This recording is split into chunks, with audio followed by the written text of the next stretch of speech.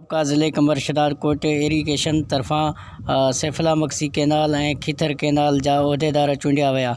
इन सिलसिले में एक इजलास आपका ज़िले कमर शदारकोट जे सदर गुलाम मुस्तफ़ा बुलेदी जी सदारत में थी गुज़री, जंहिंमें आपका ज़िले कमर शदारकोट जे चेयरमैन मेहर अली शाह ऐं राइट बैंक जे अॻुवान मोहम्मद इलियास अबड़ो ऐं राइट बैंक लाड़काना जे जनरल सेक्रेटरी शमशाद अली जतोई, आपका तालका शदारकोट जे सदर राजा वसीम दायो ऐं ॿियनि शिरकत कई।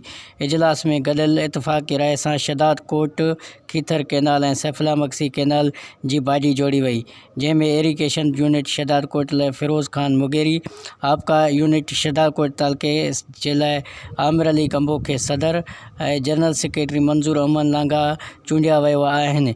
जॾहिं त इजलास में इरीगेशन जे सवें मुलाज़िमनि शिरकत कई। नए चूंडिजी आयल मेंबरनि खे जेको आहे टोपी अजरक जा तोहफ़ा पेश कया विया, मुबारकूं पिणु ॾिनियूं वयूं। उन मौक़े ते मीडिया वारनि सां ॻाल्हाईंदे आमिर अली कंबो चयो आहे त असां नंढे मुलाज़िमनि जी ख़िदमत करण लाइ मैदान में आया आहियूं। आपका शदारकोट जेका यूनिट जोड़ी वई आहे, इहा नंढे मुलाज़िमनि खे हर क़िस्म जी जेका आहे सहूलियत फ़राहम कंदी ऐं मसइला हल करण लाइ पंहिंजो किरदारु अदा कंदी। जी।